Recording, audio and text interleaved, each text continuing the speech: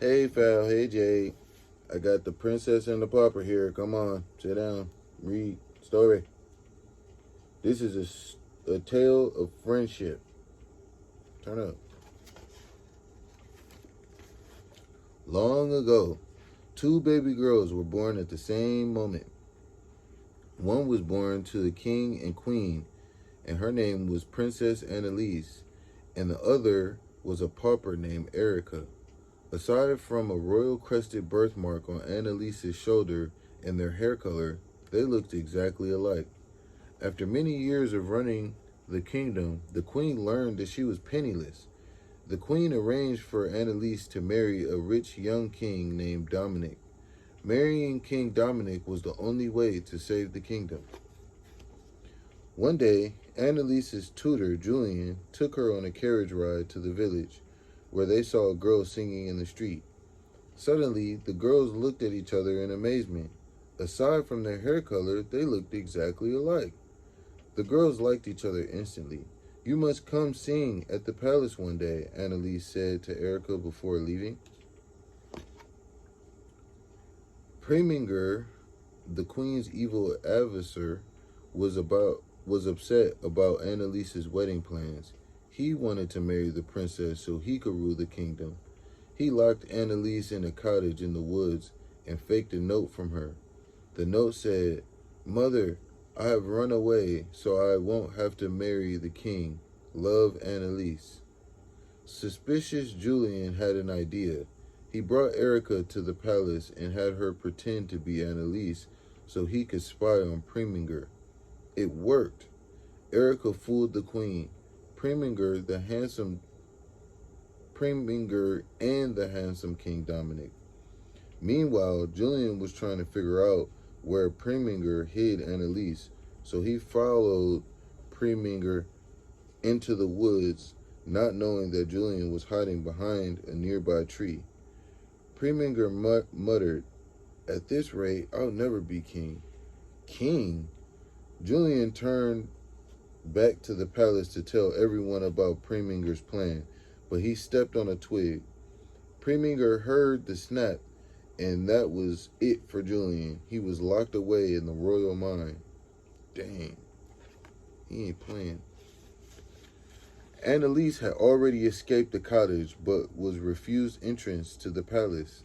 As she and Serafina wandered through the village, a strange woman grabbed her. "Get back to work, Erica," she shouted. Annalise was locked in the dress shop.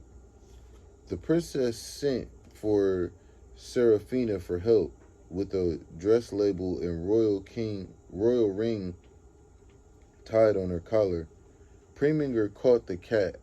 He traced Annalise to the dress shop and dragged her to the royal mine.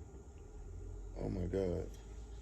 Preminger returned to the palace, shouting loudly that Erica was not the princess. With no birthmark to prove that she was Annalise, Erica was sent to the dungeon.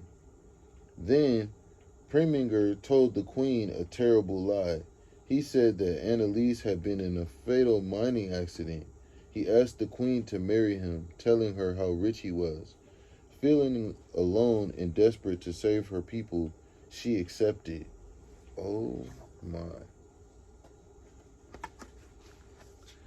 Annalise and Julian were still trapped in the mine. As they tried to fight their way out, they discovered some valuable purple crystals.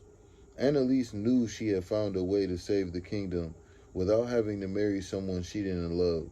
She'd be able to marry her true love, Julian. If only they could find a way to escape.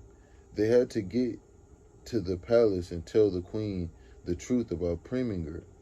Meanwhile, Erica tried to find a way to escape her prison. King Dominic, who realized he was in love with Erica, disguised himself as a guard and helped her escape the dungeon.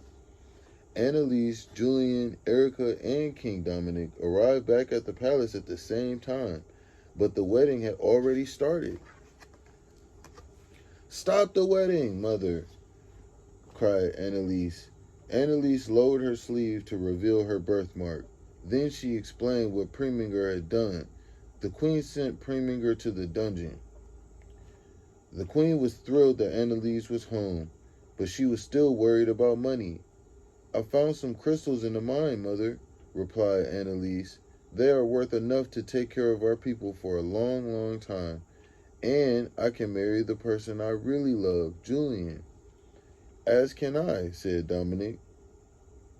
"Erica, will you be my wife?" Princess Annalise married Julian, and Erica married King Dominic.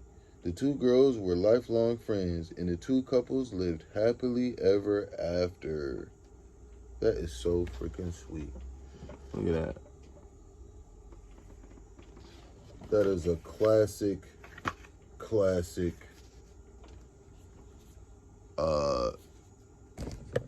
Is a classic. Be good, not bad. I love you.